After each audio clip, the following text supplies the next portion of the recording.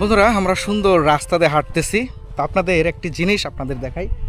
এই যে দেখুন কাঁটাযুক্ত গাছ, এই গাছের নাম আমরা বাবলা গাছ বলি। আসলে এই গাছ ভর্তি কাঁটা। এই কাঁটা গাছের মাঝে দেখুন একটি পাখির বাসা দেখতে পাচ্ছি। আসলে জীবন এরকমই, কোনো জায়গায় আশ্রয় না পেলে এরকম বিপদের মাঝেও কিন্তু আশ্রয় নিতে হয়। কত সুন্দর পাখি বাসা করছে এরকম কাঁটাযুক্ত গাছে।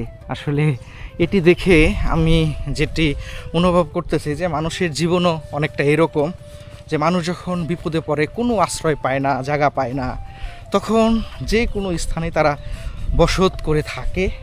এই যে দেখুন মানুষের জীবন, কোনো জায়গায় জায়গা পাচ্ছিল না, তারা এরকম একটি নিচু জায়গায় মানুষ বসবাস করে আছে, কারণ নদীতে ভেঙে ওনাদের ঘর বাড়ি সব বিলীন করে নিয়ে গেছে। আমি যেহেতু চরের একটু ভিতরে প্রবেশ করছি, এই চরে নতুন রাস্তা হয়েছে।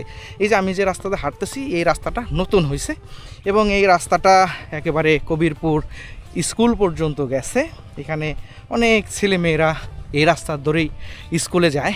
এখানে কিন্তু কোনো ধরনের যানবাহন নেই, সবারই হেঁটে হেঁটে যে কোনো জায়গায় যেতে হয়। কষ্টের জীবন, অনেকেই বাড়ি ঘর ভেঙে চলে যেতেছে এক জায়গা থেকে অন্য জায়গায়, অনেক সমস্যা হয়। তেমন কিছু নাই। কলেজ আছে এখানে? না, চরে কলেজ নাই। তখন এই যে চরে যারা তোমরা এই যে পাশ করবা, মাধ্যমিক পাশ করো, তখন কি করবা? তখন এই নদী পার হয়ে ওপার যাইতে হয়।